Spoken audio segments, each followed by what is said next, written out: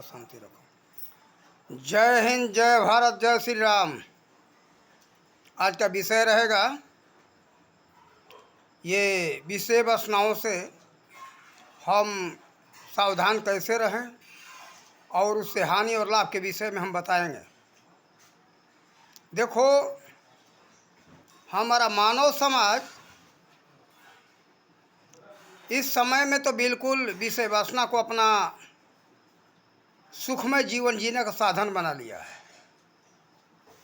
और आनंदमय जीवन जीने का साधन बना लिया है।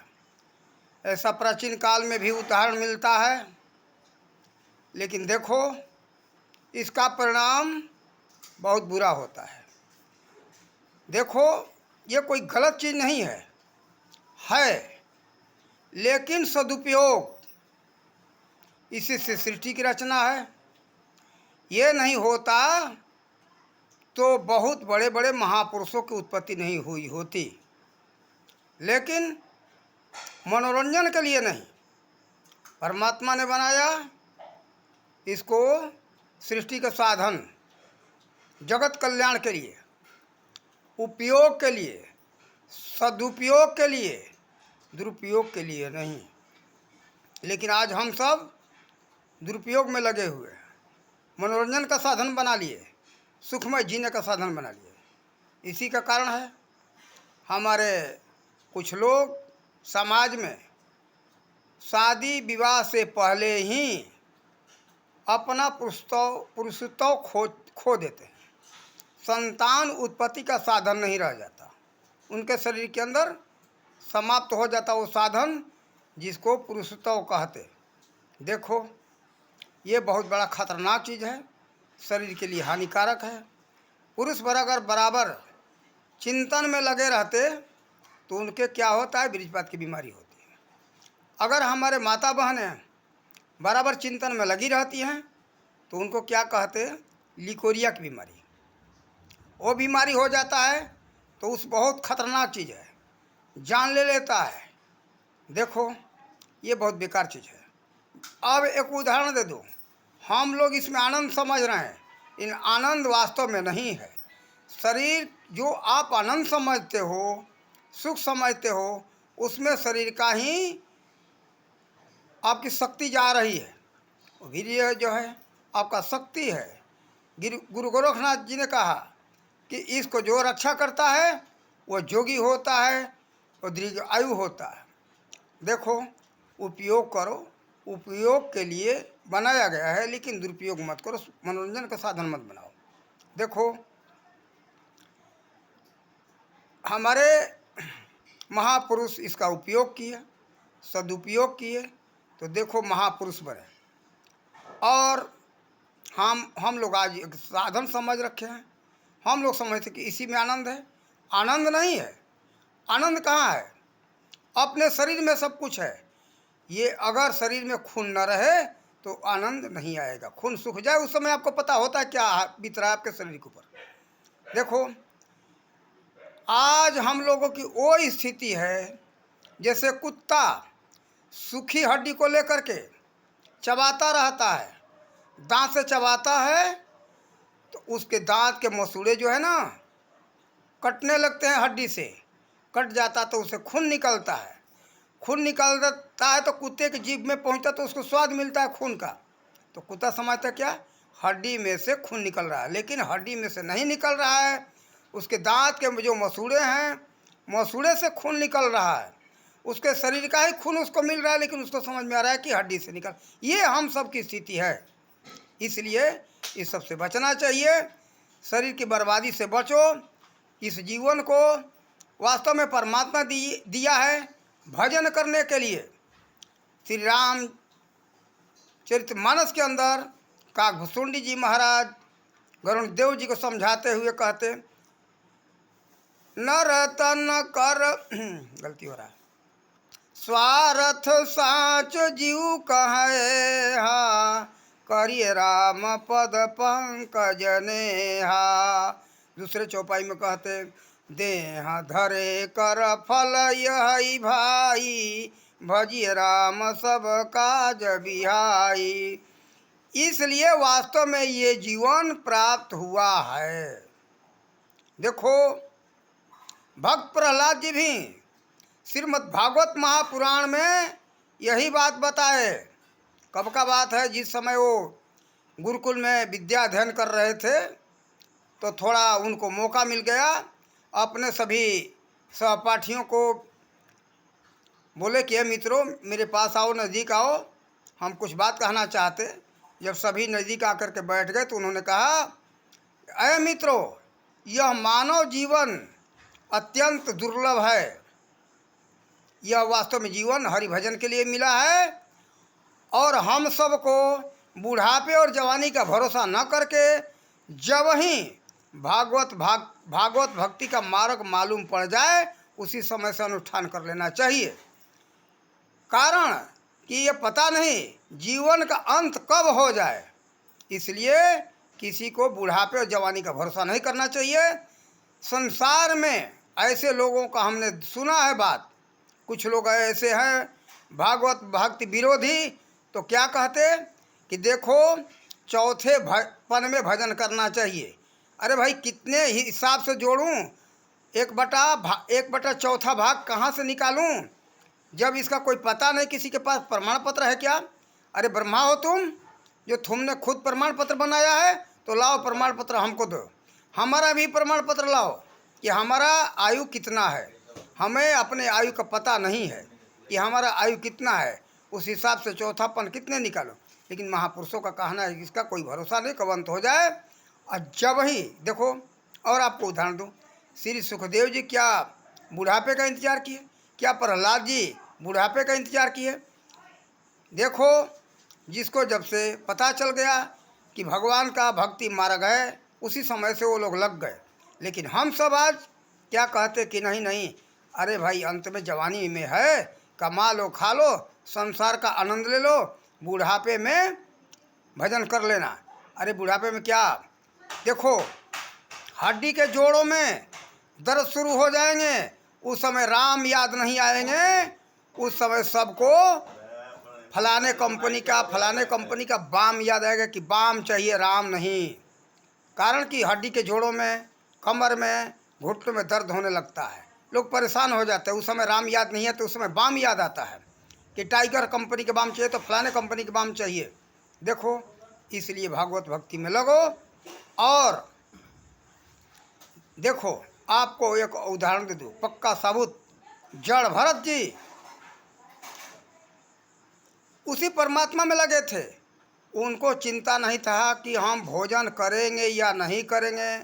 ऐसे से बहुत से महापुरुष हुए, लेकिन शरीर से हट्ठे कट्ठे रहे, शरीर चमकता रहता है, खाने की कोई समय नहीं, को कब मिले ना मिले, और भोजन का तो चिंता ही नहीं रहता। फिर भी हट्ठा कट्ठा मजबूत शरीर बना रहता है, ललाट चमकता रहता है, शरीर के चमड़े चमकते रहते। कारण कि वह परमात्मा जो है अमृत है, उसको अजर अमर अविनाशी कहा गया है। जो उससे जुड़ जाता तो वह अमृत तो उसको प्राप्त होता है। इस कारण से शरीर हट्ठा कट्ठा बना रहता है। और एक और दे दूँ इसमें साबुत, उसका पक्का, आप लोग जरा उस परमात्मा से जुड़ करके देखो, उसमें क्या है। जब परमात्मा से जुड़ जाओगे, अति जब प्रेम हो जाएगा, तो आपका जो श्वास ये चल रहा है, जो 1 मिनट में 15 बार चल रहा है, इस श्वास के 15 बार में स्वतः कमी होने लगता है, श्वास की गति रुकने लगती है। वो आनंद में, जब आनंदमय हो जाते हैं व्यक्ति परमात्मा से मिल करके, तो श्वास दीर्घ श्वास यानी श्वास लंबा होने लगता है, तो श्वास की गति कम होने लगता है। इस हिसाब से आयु बढ़ने लगता है। अब ऐसे करने वाले व्यक्ति अपना आसन करके, प्राणायाम करके अपना दीर्घायु तो करते ही हैं, लेकिन केवल परमात्मा से जुड़ने मात्र से वह दीर्घ श्वास होने लगता है, तो आयु को बढ़ाता है, शरीर का चमक बढ़ता है। कारण कि वह स्वयं अमृत है। इसलिए देखो, उसी अमृत से जो लोग मिल गए, तो मिल जाने के बाद उनका आयु घटा नहीं और वो पीछे हटे नहीं। अब इसी के लिए आपको उदाहरण दे दूँ, ये संसार के जिस भी विषय में मन लगाओगे मन हट जाएगा, मन भगेगा, मन भगेगा, मन भगेगा। लेकिन देखो परमात्मा में जो मिल गया, परमात्मा से पीछे हटा नहीं। जैसे मीराबाई का उदाहरण दे दूँ। मीराबाई राजघराने की वो क्षत्रिय परिवार की लड़की थी। वो बल की लड़की नहीं, बहू थी उस घर की। लेकिन जब परमात्मा से जुड़ गई तो उसका क्या कहना था, मेरे तो गिरधर गोपाल दूसरा न कोई। देखो वो सारे सब कुछ छोड़ दिया, घर परिवार राजमहल छोड़ दिया, लेकिन परमात्मा को नहीं छोड़ी। और दो विदेश का उदाहरण, जो यीशु मसीह हुए, शरीर को त्याग दिए, सूली पर चढ़ गए, लेकिन वो परमात्मा से हटे नहीं। यहूदियों ने कहा कि यह सत्य का प्रचार छोड़ो, नहीं तो तुमको लकड़ी में चिपका करके कील ठोक देंगे। और वो कहे कि नहीं, हमें तो उस सत्य को छोड़ना नहीं है। उन्होंने सत्य को छोड़ा नहीं और जिंदे ही लकड़ी पर चढ़ा करके हाथ पैरों में इनके कील ठोक दिया गया, लेकिन पीछे हटे नहीं। और एक ऐतिहासिक उदाहरण और दो इससे ज़बरदस्त, उसी के बराबर में है, कम नहीं है। देखो एक मुसलमान परिवार में बालक जन्मे, आ करके वो रामानंदाचार्य के परिवार में वैष्णव मत में संत बन गए। उनका नाम पड़ा हरिदास जी। उस समय मुसलमानी शासन था। मुसलमान बादशाह ने हरिदास जी को बुला करके कहा कि देखो आप हमारे परिवार के हो, आप मुसलमान में जन्मे हो, आप उसमें मत जाओ, ये काफिरों का दल है, काफिर आप भी बन रहे हो क्यों, आप अपने मुसलमान परिवार में आ जाओ। उन्होंने कहा कि देखो महाराज, हम जो हो गए सो हो गए, हम तो बदलेंगे नहीं, कारण कि जो आनंद हमको वहाँ मिला इस संसार में कहीं आनंद नहीं मिला, इसलिए हम छोड़ नहीं सकते। और वह मुसलमान बादशाह ने कहा कि देखो अगर नहीं मानोगे तो हम तुम्हारा प्राण ले लेंगे। कहा हरिदास ने ठीक है, बिल्कुल हमें मंजूर है, आपको जो इच्छा हो कर लो, लेकिन हम छोड़ने वाले नहीं हैं। और वह बादशाह क्या किया कि दो जलाधों को कहा कि बाजार में पूरे नगर में घुमाते हुए इसको कोड़ा मारो, जब तक ये अपना वचन पलटने को न कहे कि मैं अपना मुस्लिम मजहब में आऊँगा, तब तक इसको मारना बंद मत करना। वो कोड़ा मारते रहे जलाद, और हरिदास जी के शरीर के चमड़े सब निकल गए, पूरे शरीर खूने खून हो गया, लेकिन फिर भी वो वचन अपना पलटे नहीं। हरिदास जी अपने सत्य नाम पर, राम नाम पर अड़े रहे। फिर जलाद परेशान हो गए कि भाई हम और लोगों तो कोड़ा मारते तो रोते चिल्लाते गिड़गिड़ाते, ये हरिदास जी हंस के हो रहे हैं। वो जितने कोड़ा पड़े हरिदास जी हंसते जाते थे। इसलिए जलाधों ने पूछा, तो जलाधों को हरिदास जी ने उत्तर दिया कि देखो सुनो जलाधों, ये जो हरि प्रेम में, परमात्मा प्रेम में जो कोड़ा मेरे नसीब में है और किसी के भाग्य में नहीं है, ये कोड़ा तो प्रभु प्रेम में मिल रहा है। अरे प्रभु प्रेम का पक्का पहचान है, इसलिए मुझे हंसी आ रही है। तुम्हें जो करना हो करते रहो, लेकिन मैं तो राम नाम छोड़ने वाला नहीं हूँ। देखो राम नाम का इसी विशेषता रही। अंत में हरिदास जी मूर्छित होकर के गिर गए, उनके प्राण निकल गए, लेकिन वो परमात्मा के नाम से डिगे नहीं। देखो ये हरि नाम का प्रताप है। ऐसे बहुत से ऐतिहासिक उदाहरण हैं। एक छोटे से वीडियो में मैं कितना उदाहरण दूँ। इसलिए आप सबसे कहूँगा कि संसार के विषय वासनाओं में आप लोग रस मत लो। रस लो तो परमात्मा के नाम में रस लो, और रस लो तो कितना थोड़ी देर के लिए। ये मना भी नहीं करता हूँ, कारण कि जगत का संचालन इसी से हो रहा है। और क्या सोच करके कि हमें इस जगत का कल्याण के लिए, संतान उत्पत्ति के लिए वास्तव में परमात्मा बनाए थे, ये कामदेव को आनंद के लिए नहीं। तो देखो यह जो वो भी हैं ईश्वर के ही रूप हैं, और सदुपयोग के लिए परमात्मा ने सब कुछ बनाया है। देखो भोजन है, कुछ भी हो भोजन पदार्थ, आप पेट भर खाते हो तो आपको वह आनंद देने वाला होता है। अगर थोड़ा अधिक खा लोगे तो आपको वह तकलीफ देने वाला होगा। इसी तरह से संसार का कुछ भी है, दुरुपयोग करोगे, अधिक उपयोग करोगे, दुखदाई होगा, लेकिन सदुपयोग करोगे, उचित मात्रा में करोगे, वो सुखदाई होगा। लेकिन एक परमात्मा का नाम ऐसा ही है कि जितना अधिक से अधिक उपयोग करोगे उतना ही अधिक आपको सुख मिलेगा। जरा उस आनंद सागर में तो पहुँचो। ये जो है जहाँ जहाँ हम सब आनंद जो प्राप्त कर रहे हैं, ये आनंद का बूंद का छोटा सा एक कण है। सोचो, वो जो है जगत का रचनाकार, जो सब में आनंद भरा, उसमें कितना आनंद होगा, विचार तो करो। उसमें पहुँचो, उसी को सभी ने कहा कि वहाँ पहुँचो पहुँचो, लेकिन हम लोग तो इसी आनंद को ही समझ लिए कि महान है। इसमें महानता नहीं है, इसमें सुख नहीं है। उसमें जोड़ो, जुड़ जाओगे, पल भर तो जुड़ो तो पता चले। अरे वो जोड़ने का तो प्रयास नहीं करते हो, सोचते हो कि भाई ऐसे तो केवल कहने का विषय नहीं है, उसको जरा प्रयोग करके तो देखो। लेकिन प्रयोग कराएगा कौन? तत्वदर्शी संत। गीता अध्याय 4 श्लोक नंबर 34 में भगवान श्री कृष्ण ने जो बताया है कि तत्वदर्शी संत के शरण में जाओ। अगर मुझसे तत्व से जानना चाहते हो तो निष्कपट भाव से सेवा करो, और सेवा से जब वो संत प्रसन्न हो जाएंगे तब तुम्हें उस तत्व ज्ञान का उपदेश करेंगे। तो उस तत्वदर्शी संत का शरण में जाओ। उन्हीं को कहा गया सतगुरु, उन्हीं को कहा गया कबीर मत में पारखी संत। वो पारखी संत जो है कौन? तत्व को परखने वाला। कौन तत्व? परम तत्व, जो स्वयं स्वतंत्र तत्व है, जिसका कभी नाश नहीं होता। उसी को कहा गया अजर अमर अविनाशी। वह परमात्मा अजर अमर अविनाशी है। उनको जानो, उनको समझो, उनको देखो। देखने का विषय है। ये बताऊं, उसका उदाहरण मैं दूं। अर्जुन ने, जो आप लोगों ने पता है कि भगवान के विराट स्वरूप को देखा था, देखने का विषय है, केवल कान से सुनने का नहीं। श्रीमद् भागवत महापुराण के अंदर चलो, 12वें स्कंध में अंतिम उपदेश नाम का अध्याय है। परीक्षित कहते श्री सुखदेव से कि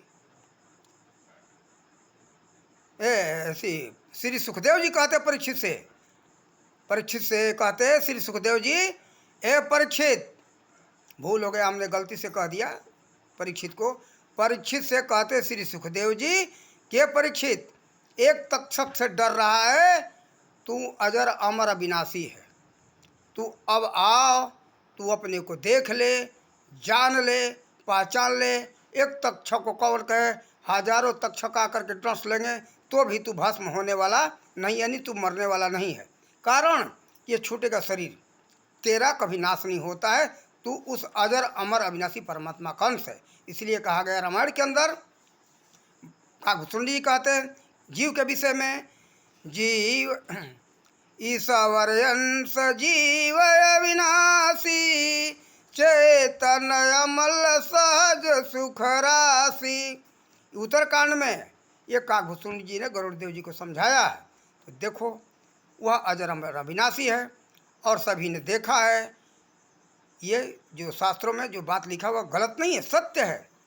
उसी परम तत्व को राजा जनक जी ने देखा, और उनको दर्शन कराने वाले कौन थे? अष्टावक्र जी। तो देखो, धर्म ग्रंथों के अंदर जो बात लिखी है वो गलत नहीं, सत्य है। उसको परीक्षण तो करो, संत का तो तलाश करो, और ये सोचो कि मिलेगा नहीं, मिलेंगे। इसीलिए तुलसीदास जी ने लिखा, जाही पर जाके सत्य स्नेहु, ताही मिले में कछु नहीं संदेहु। पक्का अपना लगन होना चाहिए। इस संसार में कुछ दुर्लभ नहीं है, सब कुछ उपलब्ध है। केवल हमारा श्रद्धा, लगन पक्का दृढ़ होना चाहिए, संकल्प हमारा दृढ़ होना चाहिए। और हम इस छोटे से वीडियो में कितना समझाएं, और हम आप लोगों से यही कहेंगे, इस विषय वासना को मनोरंजन का साधन मत बनाओ, नहीं तो आपको लोग के जीवन का दुखदाई है। और आप लोग लग जाओ परमात्मा के सुमिरण में। जो इसमें आनंद कण कण में थोड़ा थोड़ा खाने पीने में, विषय वासनाओं में जो आनंद पा रहे हो, वो देखो आनंद को देने वाला जो है मूल केंद्र कहाँ है, उसमें कितना आनंद होगा, उसको तो जरा ढूंढो। ढूंढोगे मिलेगा। कोई इस जगत में कुछ भी दुर्लभ नहीं है, सब कुछ उपलब्ध है। इन्हीं शब्दों के साथ अपने वाणी का विराम देते। जय हिंद, जय भारत, जय श्री राम।